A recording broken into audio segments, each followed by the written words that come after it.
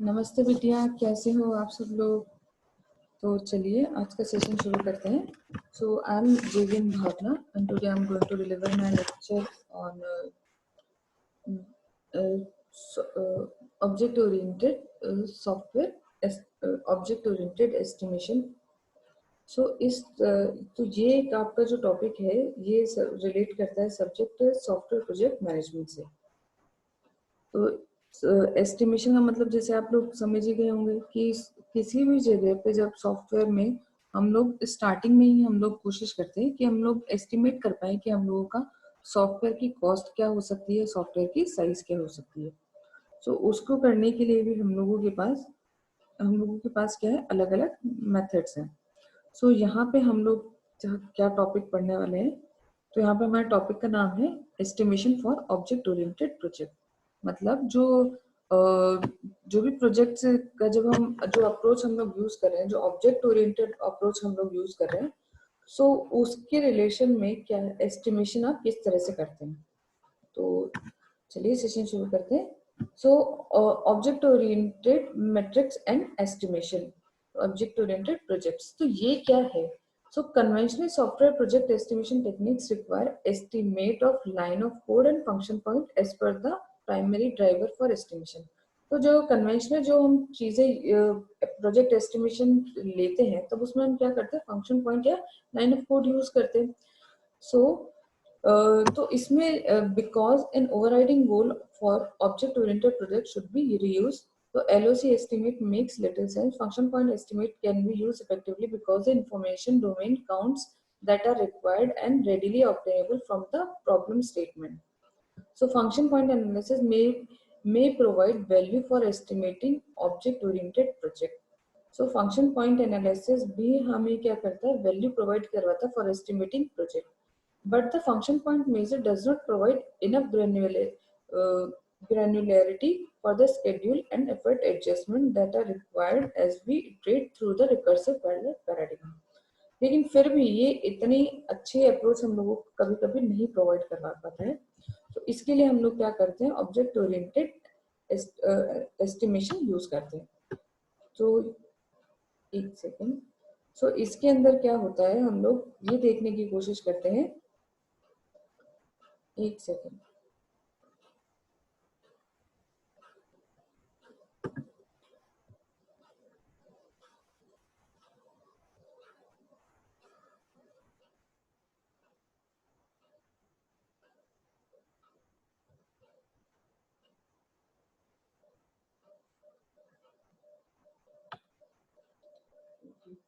तो यहाँ पे अब हम लोगों का क्या है, प्रोग्राम जब इतना फंक्शन पॉइंट एनालिसिस भी जब इतनी अच्छी तरह से हम लोगों का ग्रैनुलैरिटी प्रोवाइड जब नहीं करवा पाता है, तो हम लोग क्या करते हैं, ऑब्जेक्ट ओरिएंटेड एस्टिमेशन यूज करते हैं। तो इसके अंदर क्या है कि अलग अलग सिनेरियोज दिए गए हैं ऑब्जेक्ट ओरिएंटेड एस्टिमेशन में कि आपको क्या करना चाहिए। सो जैसे हम बात करते हैं इन साइंटिस्ट की, तो उन लोगों ने प्रोवाइड सजेस्ट किया है the following set of project matrices.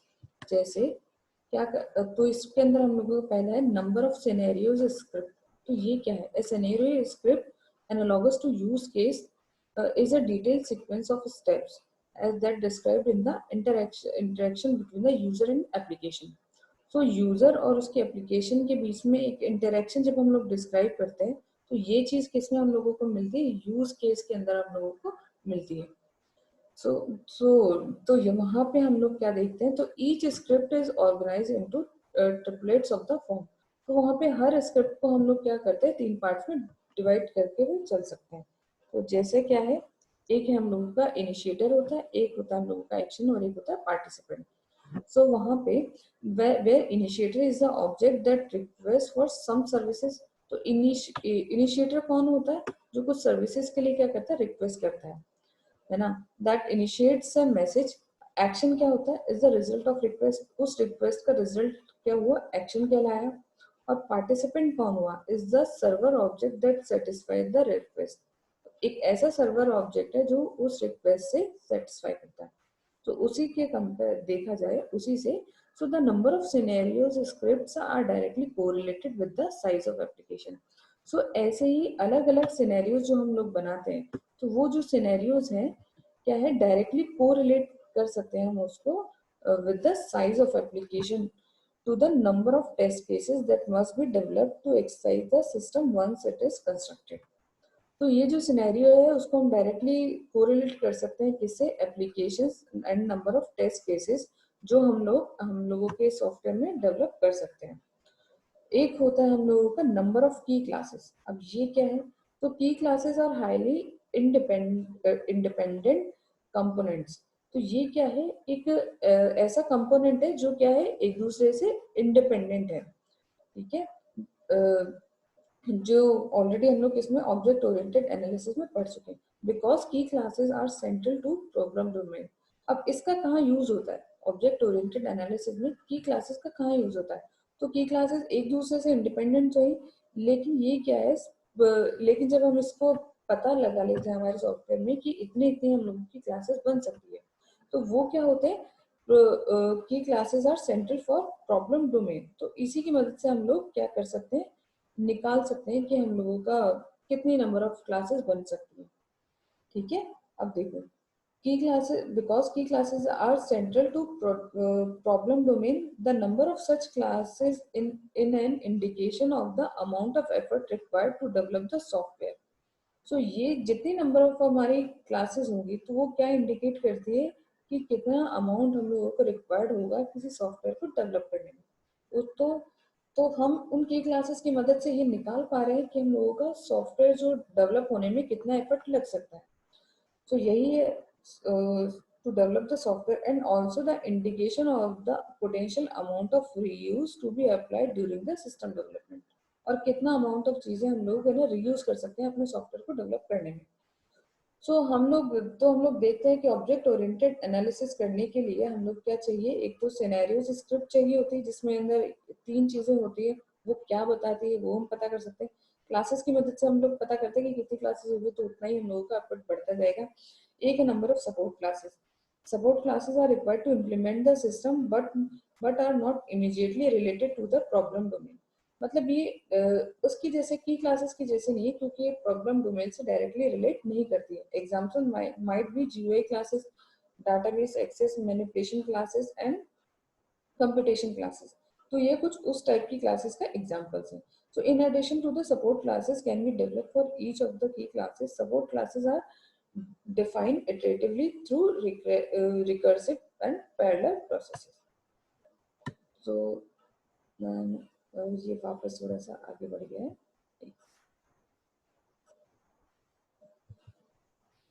इसके अंदर हम लोगों का क्या है, अब है हम लोगों का average number of support classes पर की क्लासेस। अब देखो ये क्या है, in general key classes are known early in the project। Support classes are defined throughout। If the average number of support classes per key classes were known for a given problem domain, estimation based on the total number of classes would be much simplified। So the application with GUI have between 2 or 3 times the number of support classes as key classes। Non-GUI application have between 1 or 2 times the number of the support classes as the key classes। तो उनको support करने वाली और कितनी पर classes बन सकती है, सो उसी के रिलेशन में पूरा कंसेप्ट बात करा कि की क्लासेस किस तरह इफेक्ट करती है आपके सॉफ्टवेयर की कॉस्ट को, एफर्ट को। फिर उसी से related number of support classes और उसी से related number of average number of support classes पर की क्लासेस कितनी है। एक है हम लोगों का नंबर ऑफ सब क्लासेस क्या है।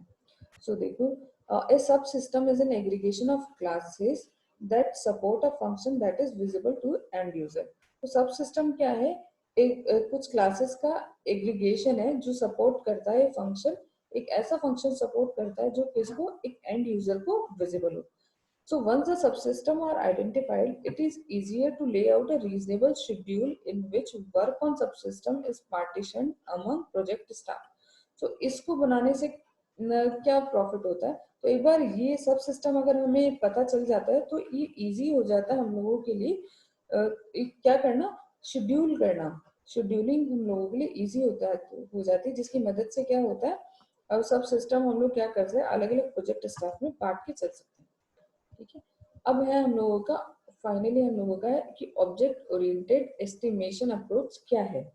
So, software project estimation remains more art than a science. However, this is no way precludes the use of systematic approach. To develop reasonable estimate, it is essential to develop the multiple data points. This is estimate should be derived using a number of different techniques. Effort and duration estimate used for conventional software development are applicable to object-oriented world, but the historical database for object-oriented projects is relatively small for many organizations. So effort और duration जो हम estimate करते हैं conventional software development में, वो क्या है object oriented world में भी हम लोग के काम आ सकता है, लेकिन historical database होता है जो object oriented project का, वो क्या होता है relatively small होता है। तो यही difference है हम लोगों का traditional और object oriented estimation में। So it is worthwhile to supplement conventional software cost estimation with an approach that has been designed explicitly for object-oriented software. So इसी को ध्यान में लेते हुए conventional जो software cost estimation है, वो उसको सप्लीमेंट करते हुए हम क्या करते हैं, कौन सी अप्रोच लगाते हैं, सॉफ्टवेयर ऑब्जेक्ट ओरिएंटेड अप्रोच लगाते हैं।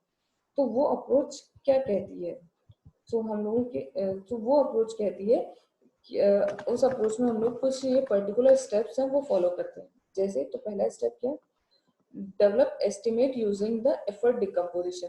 सो पहले एस्टिमेट हम लोग कैसे पता लगाएंगे, एफर्ट को डिकम्पोज करते हुए या फंक्शन पॉइंट एनालिसिस को पता करते हुए या फिर any other method that is applicable for conventional application. तो कन्वेंशनल एप्लीकेशन में जो चीजें यूज हो रही थी हम लोग उसको वैसे ही कर रहे हैं, जैसे एफर्ट का डिकम्पोजिशन करना और फंक्शन पॉइंट का एनालिसिस करना। अब यूजिंग ऑब्जेक्ट ओरिएंटेड एनालिसिस हम लोग क्या करते हैं, डेवलप करते हैं सिनेरियोज, जो अभी हम लोगों ने पहले पढ़े थे, अलग अलग सिनेरियोज। सो एक तो सिनेरियो स्क्रिप्ट यूज करना, इसका मतलब यूज केसेस यूज करना, और क्या करेंगे, और उससे रिलेटेड हम लोग काउंट क्या करते हैं, काउंट डिटरमाइन करते हैं। तो recognises that the number of the scenario script में changes as the project progress. So वो नंबर ऑफ सिनेरियो स्क्रिप्ट क्या करते हैं, किसको रिफ्लेक्ट करते हैं, प्रोजेक्ट की प्रोग्रेस को रिफ्लेक्ट करते हैं। ऑब्जेक्ट ओरिएंटेड एनालिसिस से की मदद से हम लोग क्या करते हैं, सबसे पहले हम लोग डिटरमाइन करेंगे हमारी की क्लासेस, क्योंकि की क्लासेस के बेसिस पे ही क्या ये पता चल रहा है कि उसका एफर्ट कितना हो सकता है। और फिर हम क्या करेंगे, कैटेगराइज कर देंगे उनको कि उनका इंटरफेस कौन सा है, उसकी मल्टीप्लायर कौन से। फिर हम लोग क्या करेंगे कि वो किस किस टाइप का इंटरफेस ले रहा है, जैसे जीयूआई बेस्ड है या फिर कॉम्प्लेक्स जीयूआई है, उसके बेसिस पे हम लोग ये मल्टीप्लायर हम लोग क्या करते हैं, जनरेट करते हैं। फिर हम लोग क्या करते हैं, मल्टीप्लाई करते हैं the number of key classes by the multiplier to obtain the estimation for the number of support classes. So हम क्या करते हैं, जो हमारे स्टेप 3 के अंदर जो की क्लासेस है उसको हम मल्टीप्लाई करते हैं इन मल्टीप्लायर से, ताकि हम लोग क्या करें, एस्टिमेट लगा पाए for the number of support classes. इसकी मदद से फिर हम लोग क्या करते हैं, सपोर्ट क्लासेस की वैल्यू उसको जनरेट करते हैं। फिर हम क्या करते हैं, फाइनली हम मल्टीप्लाई करते हैं the total number of classes, मतलब जो हमारी यहाँ से की क्लासेस और यहाँ से स्टेप में जो हमारे सपोर्ट क्लासेस जनरेट हुई है उसको क्या करते हैं, मल्टीप्लाई करते हैं और ऐड करते हैं। सो तो हम लोग सपोर्ट क्लासेस की क्लासेस को ऐड करने पर जो हमारे पास वैल्यू आती है ना, वो होती है हम लोग के पास टोटल नंबर ऑफ सब क्लासेस, उसको मल्टीप्लाई करते हैं तो by the average number of work units पर क्लासेस, ठीक है। सो उसके बाद हम लोग 6 स्टेप में क्या करते हैं, क्रॉस चेक करते हैं the class based estimated by multiplying the average number of work units पर सिनेरियो स्क्रिप्ट। तो ये हम लोगों का एक पूरा का पूरा मेथड है कि ऑब्जेक्ट ओरिएंटेड अप्रोच के अंदर हम लोग एस्टिमेशन किस तरीके से करते हैं।